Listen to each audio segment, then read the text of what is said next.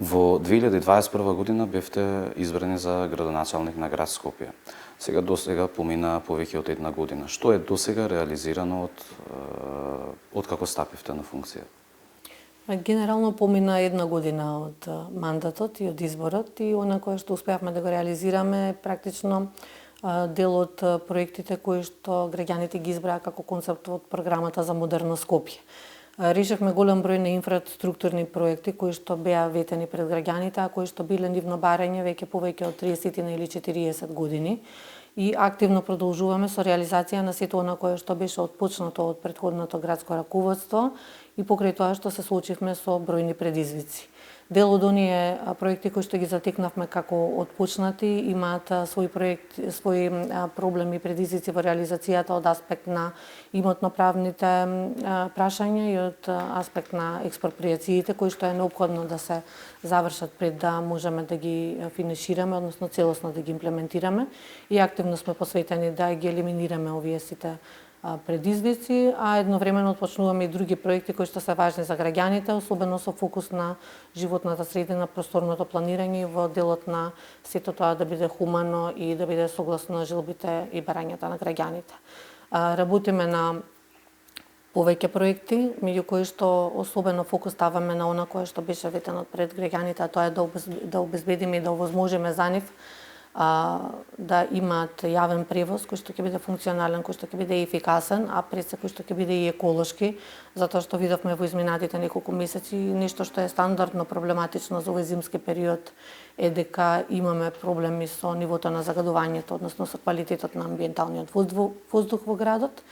и делуваме во насока на тоа да системски ги коригираме и ги исправиме работите за да тоа повторно никогаш не се повторува. До сега, токму поради тоа што немало системски решенија, сме биле оставени на тоа да практично временските услови или пак она кое што е нешто врз кое што не можеме да влијаеме, да бидат оние кои што ќе делуваат во насока на тоа дали ќе имаме оваа година или ќе немаме толкова ниво на загадување.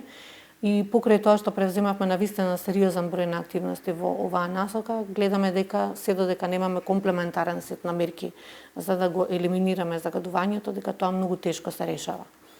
Отпочнавме со чистењето на дивите депонии. Успеавме да исчистиме некаде над 220 диви депонии во градот Скопје. Меѓутоа, ова е нешто кое што, за жал, неопходно е голем број од релевантните засегнати страни да бидат вклучени во самиот процес, за да може да биде ефикасно и ефективно. Од кој аспект? Од аспект на тоа што и покрај тоа што ние пристапивме на тоа да ги исчистиме овие диви депонии, неопходно е и ангажман од самите општини во градот Скопје за да превенираме повторно тие да се повторуваат, меѓутоа исто така и од Министерството за животна средина и просторно планирање, од Министерството за внатрешни работи, кои би требало со соодветните механизми кои што ги имаат на располагање да превенираат повторно да имаме рецидиви, односно повторување на полнењето на овие диви депонии кои што ние се потрудивме уште од самиот почеток да ги елиминираме. Тие ги детектиравме исто така како и голем предизвикувач на загадување, не само на воздухот, туку и на почвите и на водите, а од аспект на тоа што голем број од нив и покрај тоа што бил исфрлан опасен и неопасен отпад, биле исто така и палени, со што се предизвикуваше дополнително проблеми во амбиенталниот воздух. Така да бројни се предизвиците, меѓутоа едновремено и бројни се проектите на кои што работиме. Завршивме оваа година над 300 проекти на кои што можам да кажам исклучително сум горда и на работата и на посветеноста на администрацијата во градот Скопје, а продолжуваме дополнително со уште 300 проекти кои што беа ветени во програмата за модерно Скопје. Кога бевте избрани како градоначалник на град Скопје, бевте избрани како независен кандидат, но поддржани од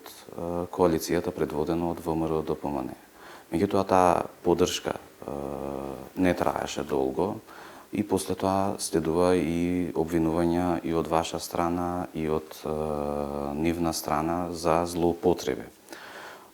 Колкава поддршка сега во моментов ужива градоначалниците на град Скопје во градскиот совет?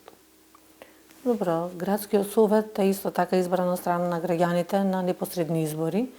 и советниците кои што се таму, верувам, имаат собствена одговорност да работат првенствено во интерес на граѓаните, а не во интерес на градоначалникот. Нормално, неопходно е она кое што било ветувано во предизборието, било изгласано, односно била дадена довербата од страна на граѓаните да се реализира, а тоа е програмата за модерно Скопје, која што практично носи свој околу 300 предлози кои што треба, сега се веќе тоа е програма на самиот град, не е предизборна програма, кој треба во интерес на сите жители кои што живеат во градот Скопје да се реализира за нивниот живот да биде и подобар и пофункционален. Она кое што досега го видовме дека се делува во самиот совет, може би под некои известни партиски налози, иако сметам дека секој од оние советници кои што функционираат во рамки на Советот на град Скопје би требало со собствената совест да одлучува и да делува во насока на тоа да реализира сето она кое што го имаат ветено за граѓаните, да не бидат водени нели од оние партиски заложби или пак политики кои што во ниту еден случај не треба да бидат нешто кое што треба да влие на целиот процес, ниту пак личните односи треба да бидат нешто кое што треба да има реперкусии врз граѓаните. Ние сме тука за да секој еден жител на Скопје направиме животот да му биде и подобар и поквалитетен и поедноставен, а во ниту еден случај она кое што се случува во самиот совет не треба да има негативно влијание врз тие процеси. Но сепак гледаме дека има на одредени гласања и на одредени проекти. Како вие функционирате без да имате мнозинство на гласовите од советниците во Советот? Добро, надлежностите се поделени и се доста јасни, така да како градоначалник она кое што го реализирам исклучиво врз основа на она за кое што ми е дадена довербата. Тие се сите оние програми кои што ги имаме во рамки на градот, кои што се дел редовни, дел се доаѓаат и произлегуваат од програмата за модерно Скопје, кои што затоа што сме ги ветили и сме ги гарантирале пред граѓаните, треба да ги реализираме. Во последно време гледаме и известни политички влијанија во рамки на Советот, што е нешто кое што сметам дека не треба да се повторува или пак не сме да биде нешто кое што ќе го води самиот Совет. Тие би требало да размислуваат во насока на тоа да се реализира сето она кое што граѓаните како концепт го избрале, односно како проекти го избрале. Како последен пример можам да го посочам примерот за оние еколошки автобуси кои што беа ветени во рамки на програмата и кои што би требало да се реализираат во интерес на граѓаните за да имаме поефикасен јавен превоз. Граѓаните секојдневно зборуваат, гласно критикуваат за тоа дека има проблеми во јавниот превоз, дека истото треба да се надмине, треба проблемот да се реши, а од друга страна и покрај тоа што било ветено во предизборието и покрај тоа што е дадена довербата за да се реализира се тоа, да имаме концептуално и поквалитетен и по еколошки добар, брз и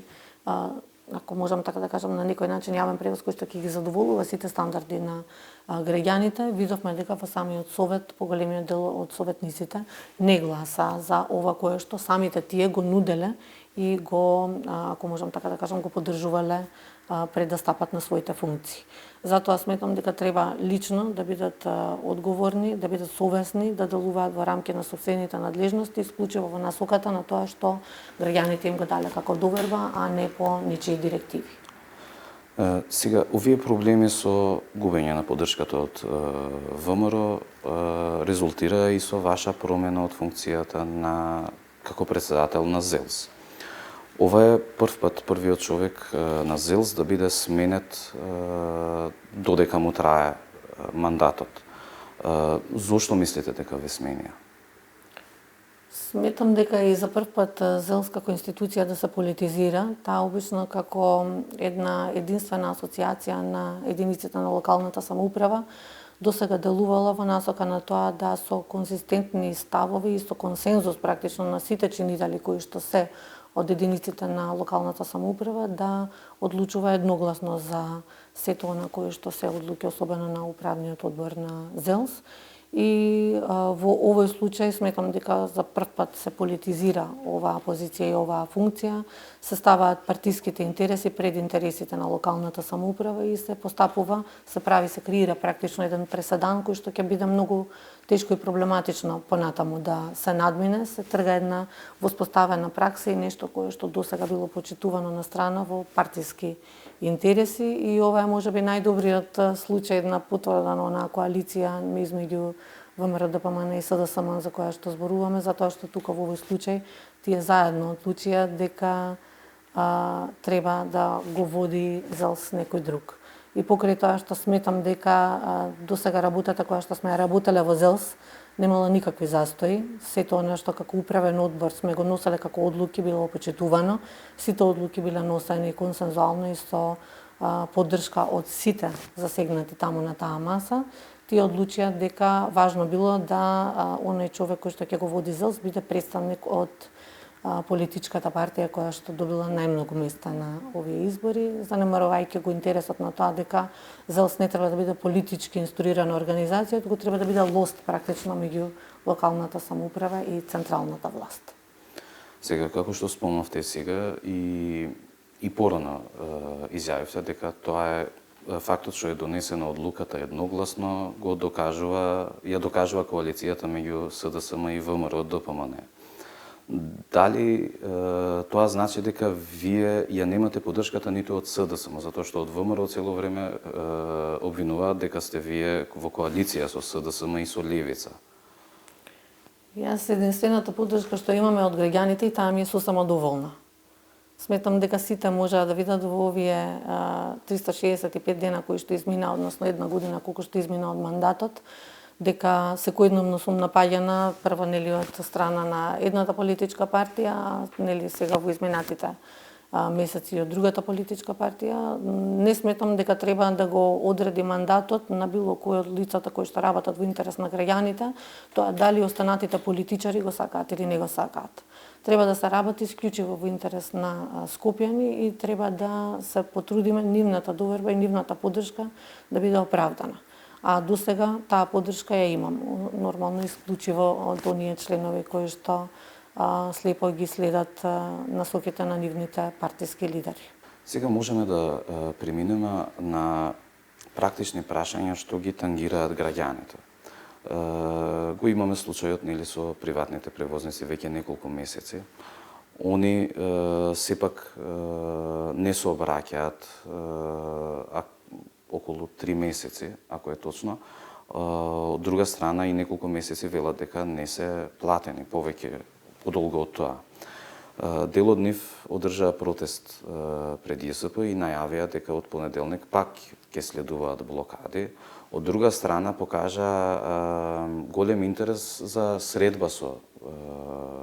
вас, со ново, како што најавија, ново координативно тело и дистанцирани од поранешните нивни лидери, ако може така да се каже. Дали ќе остварите средба со нив? Сметам дека во интерес на јавноста повеќе пати се обидовме да разјасниме што на кое што се случува таму, иако не знам дали тоа беше пренесено можеби во доволна мера или дали допре до ушите на сите граѓани кои што беа заинтересирани да разберат што е на кое што се случува. Прво пред се на кое што морам да го кажам е дека ние имаме поделена надлежност во односот со превозниците, односно со досегашните превозници, затоа што градот Скопје склучува еден договор, а јавното сообраќајно предпријатие склучува друг договор. Она кое што градот Скопје го имаше склучено како договор со приватните превозници е нешто кое што долги години наназад, односно можеби околу 30 на години, било склучувано на истиот начин,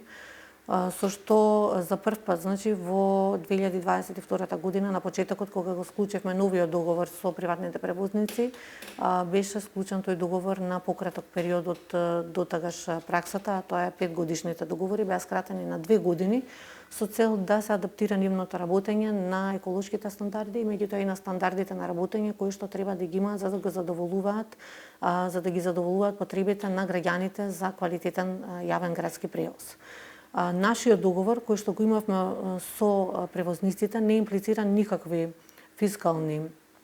долгувања, значи ние немаме фискални, односно финансиски импликации по основ на тој договор со нив, што значи дека немаме никакви односи на плаќање, односно должничко-доверителски односи. Градот Скопје со јавните, односно со приватните превозници има договор исклучиво само кој што регулира начинот и мерата во која што тие ќе сообраќаат во јавниот превоз, што значи дека таму беа утврдени правата и обврските да се лиценцираат како приватни превозници.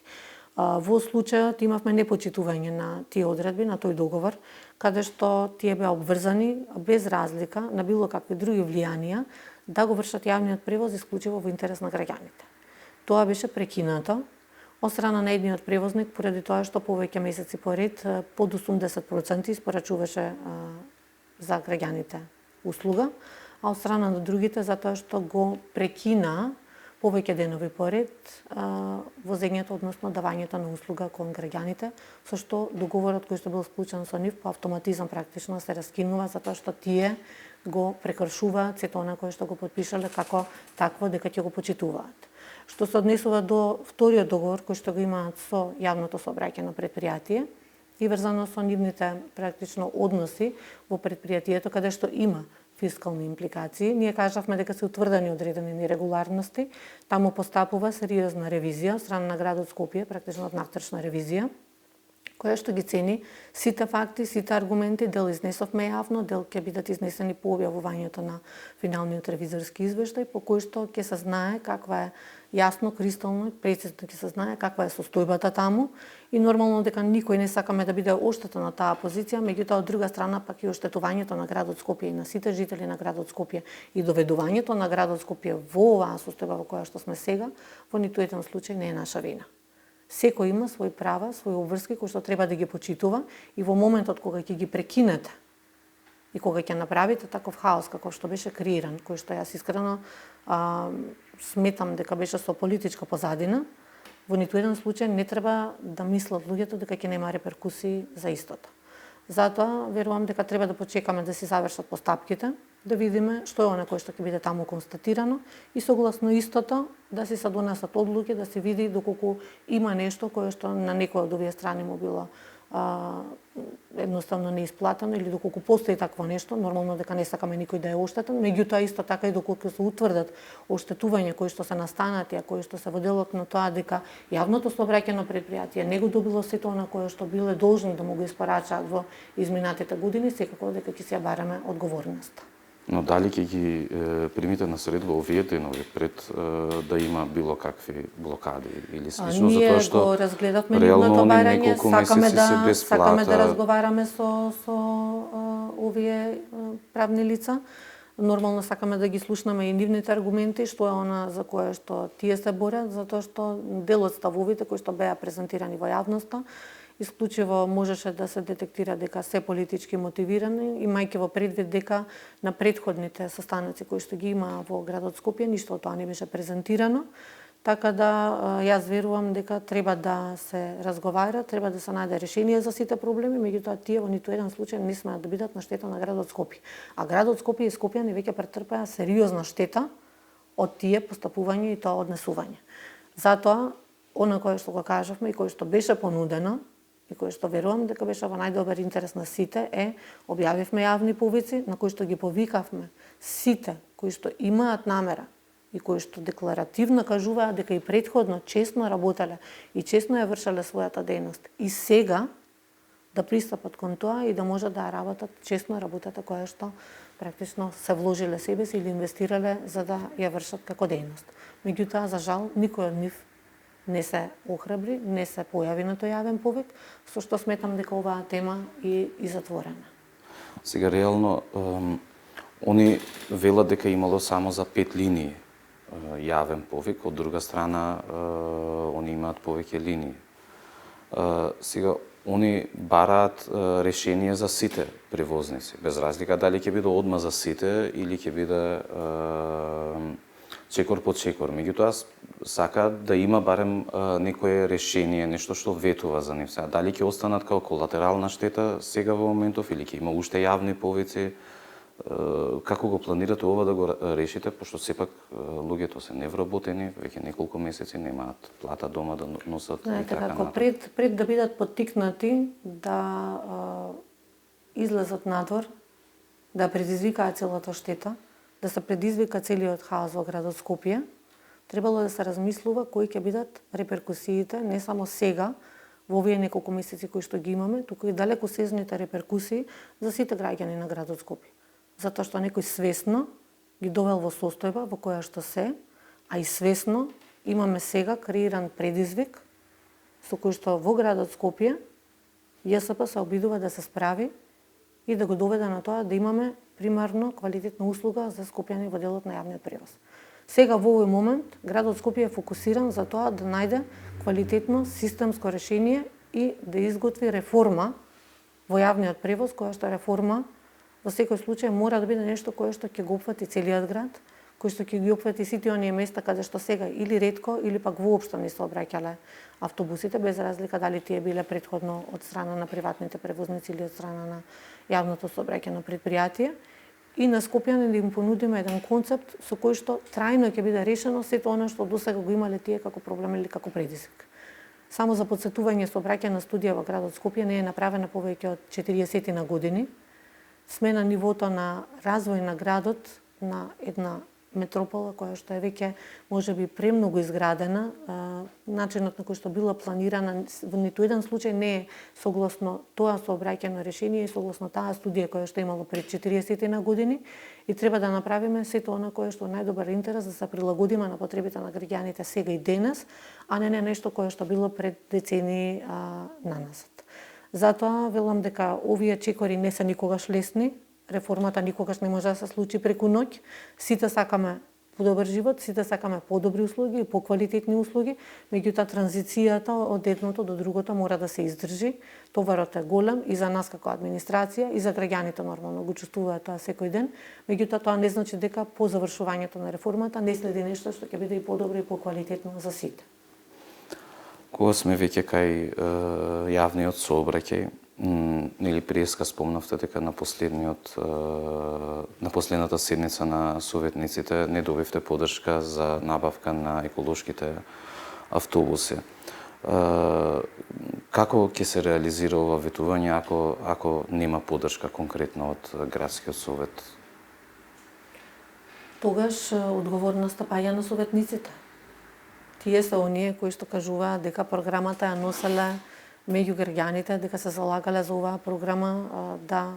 како некој кого го поддржале во рамките на таа кампања, да биде реализирана и да биде избрана. Сега, како што гледате, избрана е, меѓутоа за реализацијата има кочници кои што се исклучиво од политичка природа. Јас не верувам дека лично било кој од тие советници смета дека не е добро скопјани да добијат ефикасен и еколошки јавен превоз. Гледајќи ги сите други главни градови, метрополи, не само од регионот, туку и пошироко, ќе видите дека стандардите нивни се практично за обнова на возниот парк на јавниот превоз на неколку години. Не се чека ниту со децении, не се чека ниту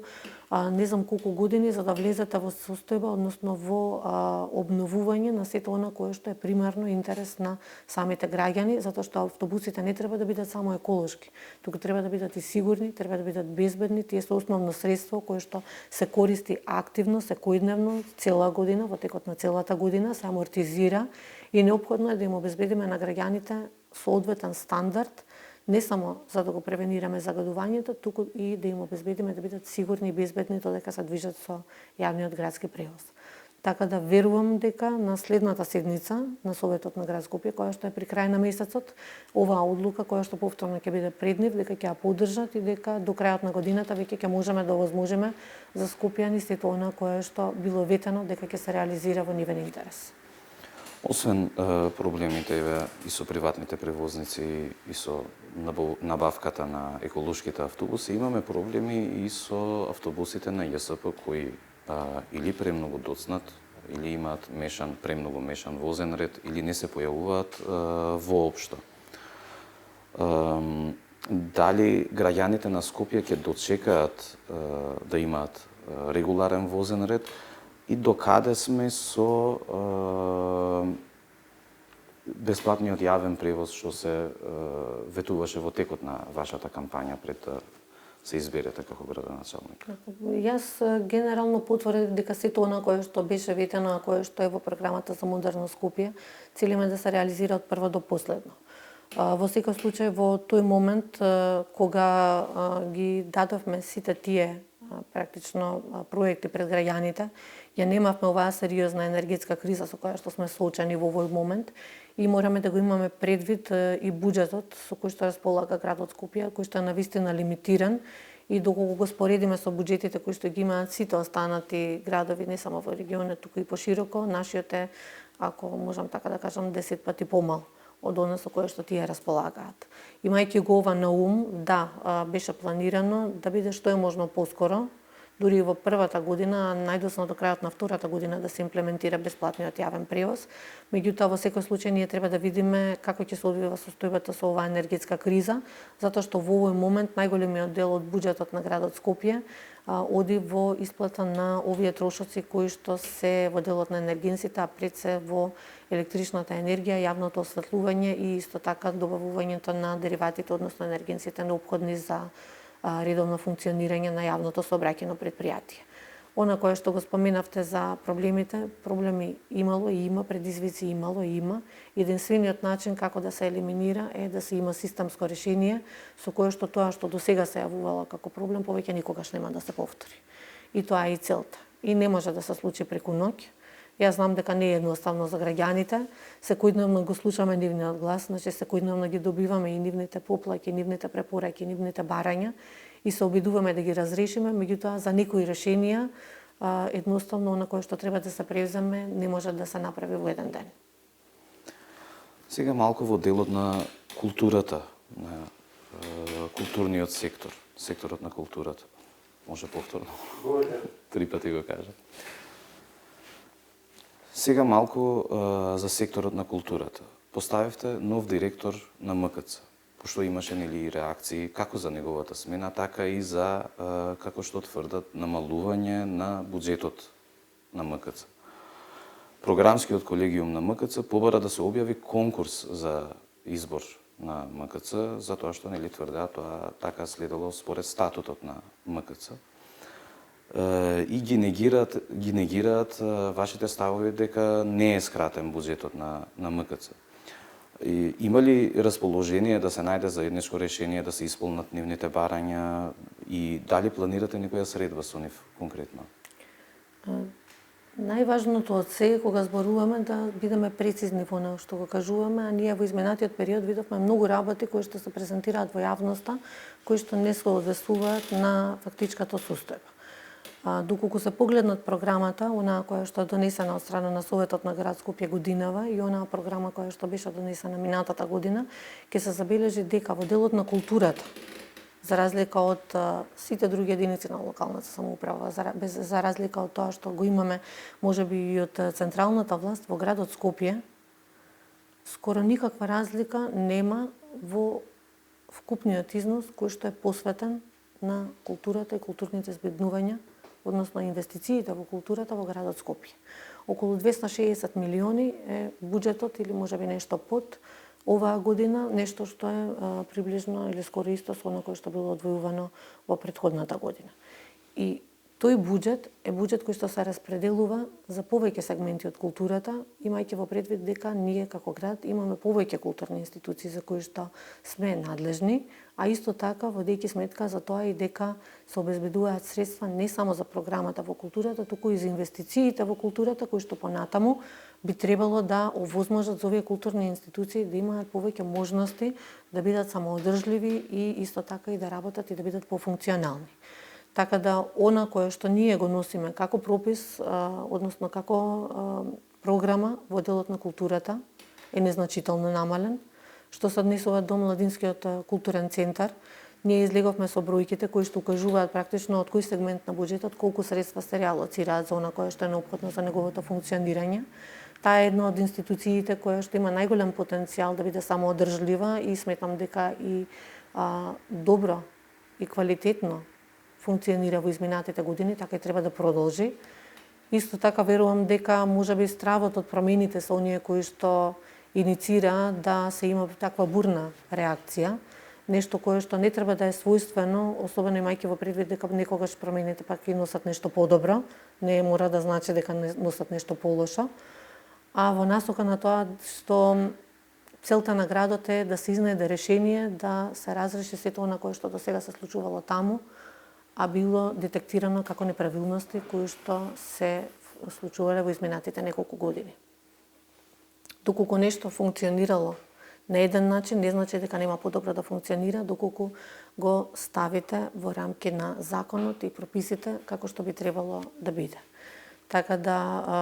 верувам дека ќе се надминат сите овие предизвици, веќе функционира таму колегиумот, се работи активно, работи и редовната годишна ревизија, која што очекуваме во најскор можен рок, во најкраток можен рок да се заврши и од резултатите кои што ги добиеме од истата, да може да се пристапи кон тоа да се коригираат сите оние неправилности или пак сето она кое што излезгува од рамки на нормалната, кој што би требало да се коригира,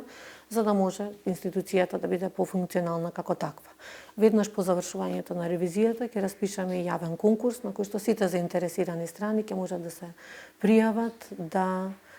практично пред оние органи кои што се во рамки на телото да ги достават сопствените документи и да се работи во насока на тоа да се има избран директор кој што ќе води институцијата во следниот мандат.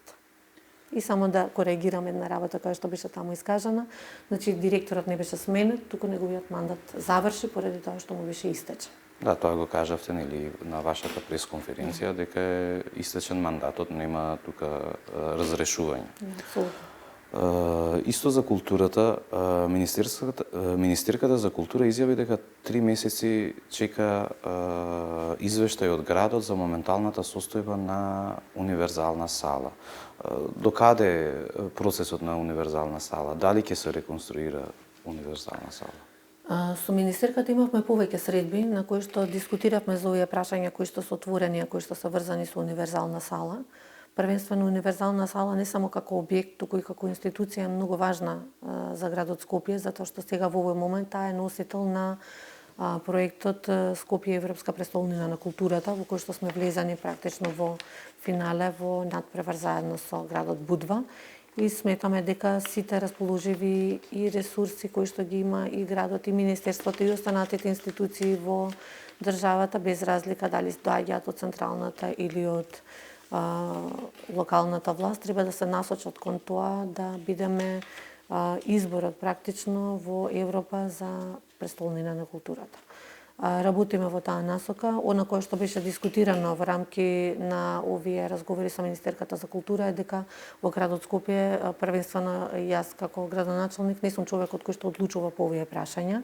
Врзано со универзалната сала, одлуките се на советот на градот и во советот на градот ќе се дискутира за кои се опциите за изнаоѓање на најдобро решение за универзалната сала. Постојат повеќе опции по кои што верувам дека на некоја од следните седници на советот советниците ќе разговараат и верувам дека тие ќе го најдат најдоброто решение за да може процесот да продолжи напред, а пред се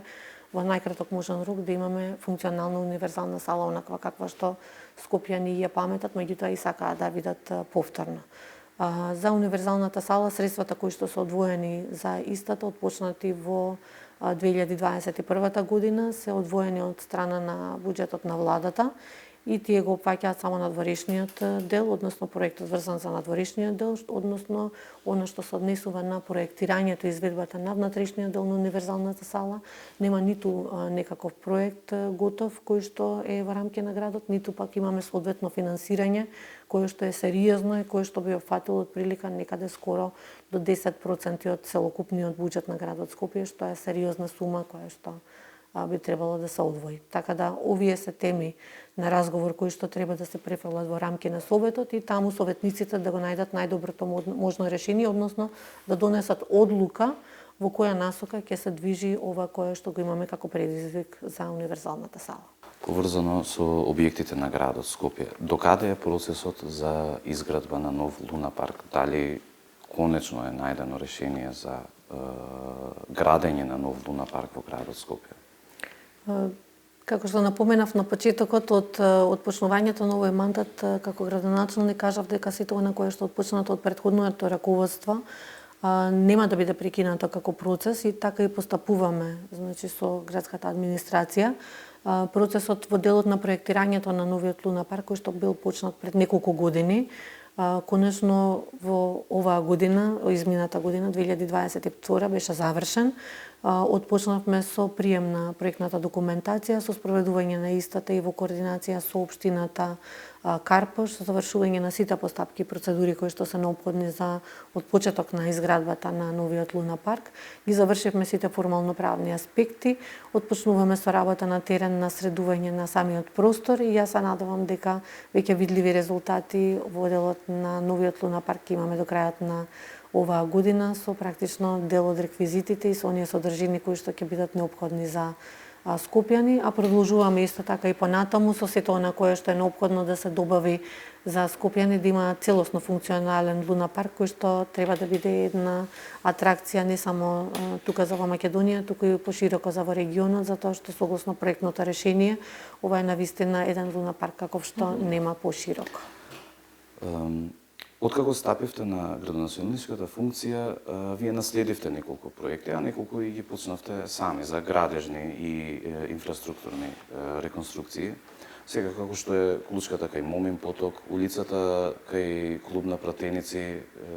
вие го отпочнавте, меѓутоа имаме и за Качанички пат и за чаир за отстранување на бетонските пречки. До каде се овие проекти? Што ќе се случува? Што може да очекуваат Скопјани од сите овие проекти? Добро е да отпочнеме со оние проекти кои што беа затекнати. Проектот кој што е за мостот кој што го поврзува булеварот Асном беше еден проект кој што беше отпочнат, односно затекнат, кај кој што бевме соочени со голема бројка на незавршени експроприации, односно проектот беше отпочнат со незавршени имотно-правни односи и спорови во рамки на трасата каде што би требало да се реализира ова решение. Мостот како таков е веќе завршен, меѓутоа она кое што следува пост мостот за да може да се поврзе квалитетно булеварот Асном, имаше 275 експроприации на недвижен имот и на објекти, што е во некоја фаза каде што отприлика околу 180 од овие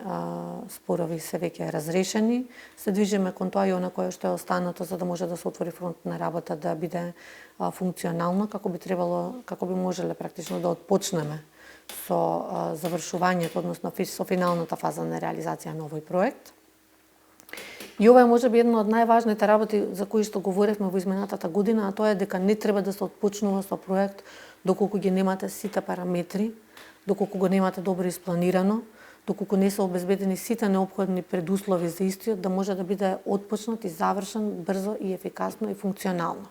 А тука пред се мислам на овие имотно-правни спорови, на овие прашања за експроприациите кои што секогаш во рамки на процесот се мисли да почнеме па ќе ги решаваме во од, а гледаме дека во суштина тие се оние кои што одзимаат и најмногу време и се проблематизира реализацијата на проектите и е нешто кое што навистина одзема време, одзема енергија, одзема средства, а пред се трпение на граѓаните. Таков втор пример е булеварот Борис Трајковски, кој што самите можете да видите дека реализацијата на истот оди навистина со успорена динамика, имајќи во предвид дека и таму има број на експроприации кои што треба да се завршат, кај кои што влијанието не секогаш е во рамки на градот, затоа што тие се во делот на Министерството за финансии и управата за имотно правни прашања, практично нешто кое што треба да биде завршено и во рамки на другите институции, а едновремено имаме и трета засегната страна, а тоа се граѓаните од кои што практично се експроприираат овие имоти и тоа никогаш не е лесно да се направи покрај тоа што јавниот интерес е во прашање. Значи мора хумано да се постапува од една страна, а од втора страна да се штити јавниот интерес и затоа сметам да не се соочуваме со вакви прашања како што имаме во овој момент. А тоа е булеварот Асном, како што е булеварот Борис Трајковски, како што се бројни други проекти кај кои што има застој во овој момент. Треба да бидат добро планирани, треба сите постапки да бидат завршени пред да се отпочне со градежните активности, за да имаме ефикасно спроведување на овие проекти и тоа во рокот во кој што практично биле планирани дека истите ќе се изведат. Тука е нели оној проект кој што го имавме и за Есенинова, проектот за Васко Карангелевски, тие се сите проекти кои што се на истиот начин отпочнати, кај кои што сето она кое што требало да биде завршено во постапките не било завршено пред да се отпочне со самиот проект и затоа сега се соочуваме со вакви непредвидени предизвици кои што ги решаваме во ОД. И мислам дека квалитетно се справуваме со нив. Изнајдовме бројни решенија, разрешивме голем број на овие прашања кои што требаше да се разрешат, меѓутоа во секој еден случај ги трпиме критиките за нешто за кое што вина немаме. И тоа никогаш не е едноставно. А не секој од граѓаните може да знае во детали што е оно кое што се случува таму и кој е оно кој што би требало да понесе одговорност, затоа што пред нив градот е институција која што треба да работи во континуитет и да ги решава нивните проблеми, а не да им креира проблеми. За Теодоси Гологанов, за булеварот, делот од булеварот практично кој што го споменавте кај клубот на пратеници, тоа е еден сериозен проект. Иако на многу луѓе вака кога некој од надвор ќе им презентира, па знаете се работи за неколку стотини метри на асфалт кој што треба да се изграбе и да се реасфалтира, таму реконструкцијата не опфаќа практично реконструкција на коловозна асфалтна маса. Туку опфаќа покрај реконструкција на коловозот, реконструкција на пешачките патеки, велосипедски патеки, осветлување и така натаму, опфаќа и целосно нова за прв пат атмосферска мрежа која што до сега не постоела. Односно работиме на нова подземна инфраструктура која што досега во делот на водоводот имала сериозни проблеми, значи целосно се обновува водоводот на тој потек, а од другата страна имаме целосно нова и за прв пат градена сега во овој период атмосферска канализација која што треба да ги реши проблемите на граѓаните во тој дел со атмосферските води. Значи, ова и покрај тоа што се чини дека не е толку голем проект и доколку видите како самиот, да го слушнете како реконструкција, треба да се знае дека опфаќа сериозни градежни работи, пред се градежни работи кои што не се видливи површински, значи тоа се работи кои што се на подземната инфраструктура и затоа многу често сум слушала и од сите оние лица кои што имаат искуство во локалната самоуправа дека треба да се посветат градоначалниците да работат над земја за нешто што е видливо за граѓаните да бидат среќни, затоа што никој не ви дава поддршка за овие работи кои што не се гледаат, а со суштинско значење. Да се водело сметка квалитетно и стандардизирано да се работат овие работи, како што е за потегот што го работиме на Митрополит Гологанов, кој што трае веќе неколку месеци, сигурно немало да ги имаме овие проблеми кои што ги имаме сега и со кои што се соочуваме сега на оние булеварски решенија каде што гледаме континуирано при секој пороен дожд дека имаме поплави, дека имаме штети, дека имаме проблеми за граѓаните. Затоа е неопходно она кое што се прави ново, да се направи квалитетно и по стандарди и да трае и тоа дека трае да нема проблеми. Во однос на реконструкциите, како што кажавте, со се водоводни канализацијски мрежи. Тука знаете дека имаме многу проблеми во општина Чаир, например во населба Серава или во Газибава. Дали може да се очекува и во тој однос нешто во блиска иднина? Во рамки на ова кое што го споменавте, во Чаир, да, има доста проблеми. Особено во делот во Газибава во Чаир има навистина сериозни проблеми во делот на фекалните води и фекалната канализација, атмосферската канализација. Нешто кое што верувам дека треба да се коригира од аспект на тоа што има еден цел потек каде што околу 100 семејства веќе 3 децении се соочуваат со услови кои што се крајно нехумани. Веќе со јавното предпријатие отпочнавме со постапка да на овој потек практично го санираме и во соработка со општина Чаир да за овие граѓани овозможиме надвинување на овие предизвици со кои што тие биле соочени 3 децении наназад. И работиме во секој случај на секаде онаму каде што имаме своји надлежности, а каде што немаме во соработка со самата општина. Го споменавте и оној проект за Цветан Димов, кој што е во својата финална фаза. Очекуваме во најкраток можен рок и од страна на општината Чаир дел од активностите кои што треба да бидат завршени да се финализираат и од тука веќе ќе го промовираме заеднички проектот кој што се надевам дека во рамки на следниот месец ќе се најде и пред советниците на градот Скопје. Во однос на сите овие инфраструктурни или градежни зафати, од друга страна пак се добива впечаток дека во Скопје владее некоја градежна експанзија. Сега, се гради на сите страни, реконструкции има цело време. Колку и да има колку и да е ова под надлежност на сите општини, сепак и нели град Скопје тука има ингеренции за ова. Дали Скопје со сите овие случувања станува некоја урбана дивоградба, ако може така да се нарече? Добро, знаете како тоа урбано дивење не е нешто кое што е ново. Тоа се случувало на нас за децении, затоа сме тука каде што сме. Работите затоа што се прават без соодветно планирање, без да имаме решенија кои што се целисходни, кои што ги опфаќаат сите параметри кои што се важни за да имаме хумано живење, никогаш не биле гледани како целина. И тоа е она на кое што треба да се посветиме во следниот период. Затоа треба да има генерален урбанистички план кој што ќе биде на увид на целата јавност, каде што ќе може сите засегнати страни да имаат влијание, да даваат своји препораки, да даваат сето она кој што сметаат како параметар дека треба да биде направено за да имаме што е можно поквалитетен град и покрај тоа што веќе она што се има случано во делот на градењето во градот Скопје, сметам дека навистина ги надминува сите граници на тоа да можеме хумано да функционираме.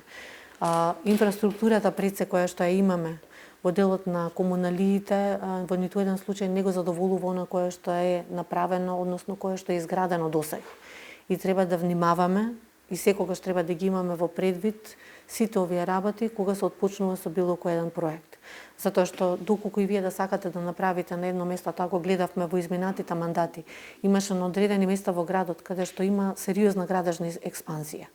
Никој не внимава дали во делот на водоводот, во делот на канализацијата, во делот на сето на кое што е неопходно за таму граѓаните откако ќе можат да отпочнат да живеат, да имаат квалитетен живот,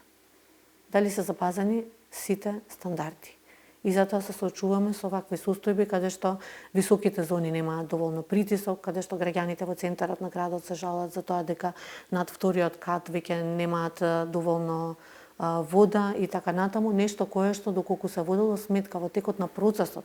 на давањето на градежните дозволи и на начинот на кој што се урбанизирал градот, немало да се појавува како предизвик, доколку било внимателно разгледувано.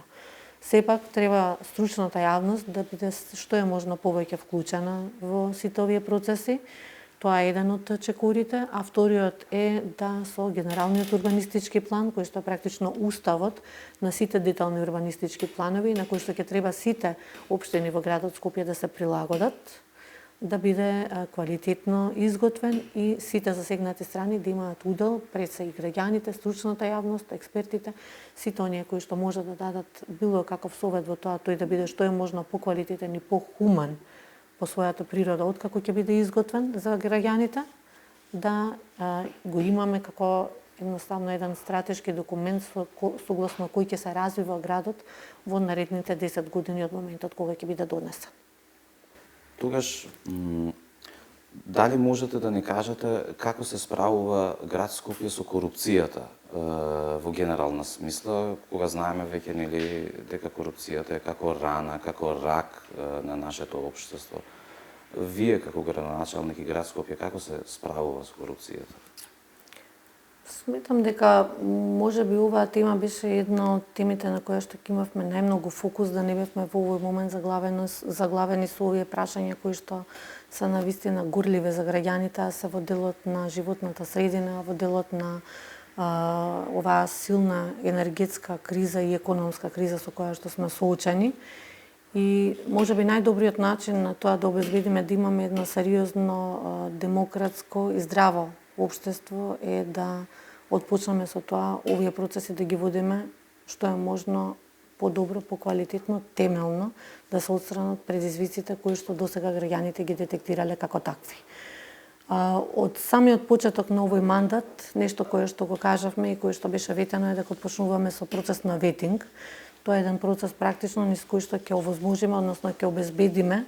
ова градска администрација, како јавните предпријатија, да поминат низ една постапка во која што ќе имаме можност да вршиме поголема контрола, особено во делот на превенција на тоа, да се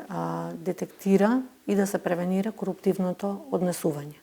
Тоа и го правиме активно, континуирано, секојдневно. Ги следиме исто така и насоките кои што досега биле давани од страна на граѓаните и се обидуваме да се осврнеме што е можно повеќе и да се трансформираме во делот на дигитализацијата, затоа што тоа е можеби и најдобриот начин како да го елиминирате човечкиот фактор од одлучувањето, за да може практично да немаат одредени личности контакт да влијат на процесите кои што би можеле да бидат сметани за коруптивни. Така да отпочнавме со една серија на процеси кои што водат во оваа насока, а тоа е на Смарт Скопје, односно на паметно Скопје, каде што сите процеси во рамки на овој мандат, се обидуваме тоа да биде во првите 2 години, да бидат целосно дигитализирани, за да има што е можно помалку можност практично за корупција, односно да има што е можно помалку контакт меѓу граѓанинот и оној кој што треба да одлучува по предметите, односно по на кое што е интерес на граѓаните, и да се елиминираат сите досегашни детектирани практично слаби точки за коруптивно однесување. Во секој случај корупцијата е нешто кое што има две страни, а таа знаете дека се однесува и на оној кој што е корумпиран и на оној кој што корумпира. Така да треба да работиме и на тоа да се зголеми свесноста кај граѓаните дека не треба да отпочнуваат со вакви дејанија. Секогаш знам и од нивна страна тоа е прецизирано и дека некогаш е наједноставниот начин како да ја завршат работата која што им е неопходна да ја завршат брзо, квалитетно и ефикасно. Меѓутоа во ниту еден случај не е начинот тој на кој што треба да се движи нашето општество. Затоа она кое што сакам да ги охрабрам е доколку со било кој од службите во градот Скопје има такво искуство да го пријават, а едновремено од наша страна ние правиме се што можеме да ги елиминираме контактите и да ги елиминираме процесите низ кои што би можеле да се појават вакви коруптивни однесувања. Ова е нешто кое што треба да биде на врвот на агендата не само во градот Скопје, туку и во сите општини низ Македонија, меѓутоа исто така и во централната власт и во сите институции каде што постои таков потенцијал. И во ниту еден случај не можеме да кажеме дека нашето општество се движи напред доколку не влијаеме на овие процеси, а видовме и од извештаите кои што ги имаме од релевантните институции кои што се глобални институции кои што ги вадат параметрите по овие прашања, дека Македонија се наоѓа на врвот кога се прашуваме во однос на корупцијата,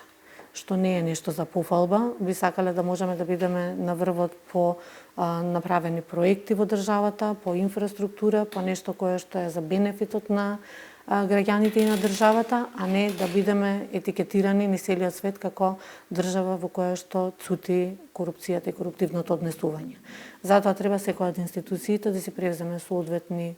мерки, да се превземе соодветни политики кои што ќе бидат во насока на градење на здрава институција, елиминирање на сите оние кои што можеби биле детектирани во процесот како такви дека имаат влијание во овие процеси и кои што се подложни на коруптивно однесување и постапување по пријавите на граѓаните за елиминација на сето ова кое што е детектирано до сега како слабост. Дефинитивно дигитализацијата е еден од чекорите кои што би можел да се превземе и најбрзо да има ефект, и тоа е она кон кое што ние се стремиме за да можеме сето она кое што досега било забележано или пак пријавено да биде елиминирано.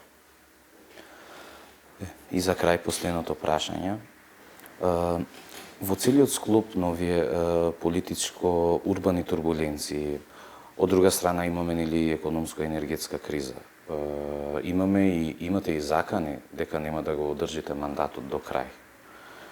Дали Данела Арсовска ќе го издржи мандатот до крај? Што се однесува до мене, јас како личност не се откажувам. Сметам дека довербата која што ми е дадена од граѓаните ќе ја оправдам во целост. Тоа што има обструкции, тоа во ниту еден случај не треба не само мене, туку и граѓаните не треба да ги обесхрабри, да веруваат дека се наоѓаат на вистинската страна и дека дале својата поддршка за некој кој што сака да реализира нешто за нивно добро. Знам дека во јавноста гледаме од аспект на тоа што многу малку можеме да имаме влијание врз основа на тоа кој што ќе каже, кој што ќе пласира како вести и вистинитоста за истите. И во ниту еден случај не треба да потпаѓаат под тие исти влијанија, имајќи во предвид дека се најголемиот дел од нив политички мотивирани. Јас како личност, верувајте ми дека доколку не верувам во она кое што го правам, доколку не сум искрена,